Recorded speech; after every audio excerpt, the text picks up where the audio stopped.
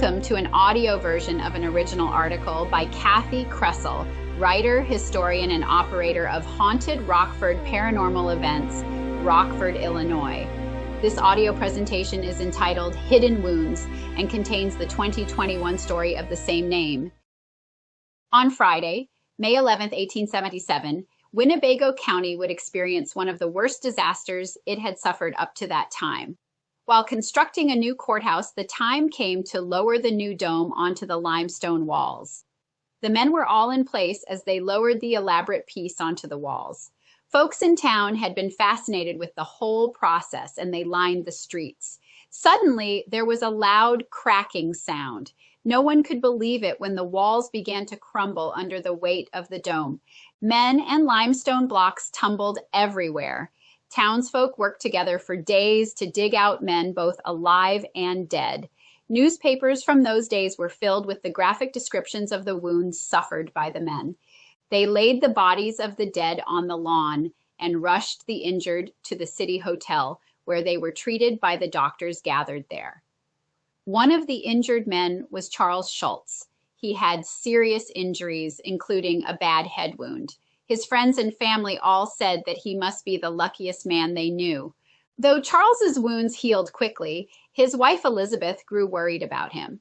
There was something different about Charles after the accident. The news articles through the years gave clues to these changes. Charles was arrested numerous times for drinking, for fighting, and for disturbing the peace. The drinking and violence increased until finally in 1884, the decision came that something must be done with Charles. There must have been an incident with the family because it was given as the reason for his confinement. Authorities were concerned about Charles hurting someone, especially his family members. The correlation between personality changes and brain injuries was years away, but it was easy to see that Charles had changed after his accident. The people who knew Charles before the accident no longer referred to him as lucky.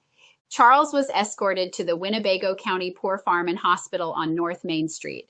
He was confined to a wooden cage in the basement area. It was an area used only for the most demented patients.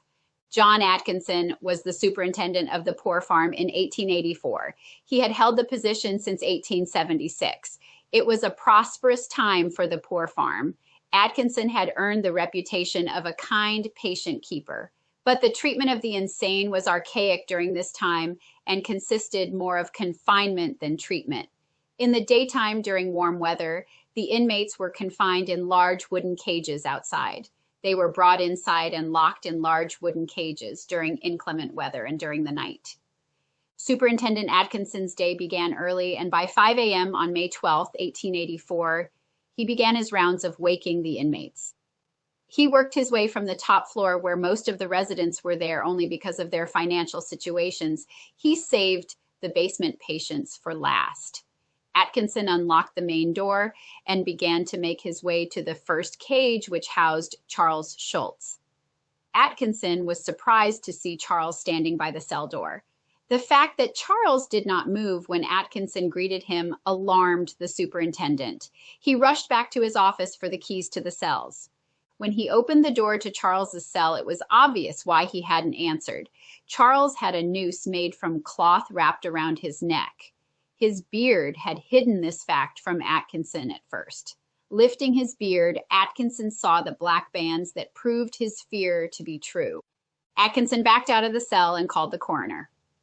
Coroner McCaughey arrived in short order. Schultz's body had been cut down by Atkinson and his assistant. They laid him on a small bed inside his cage.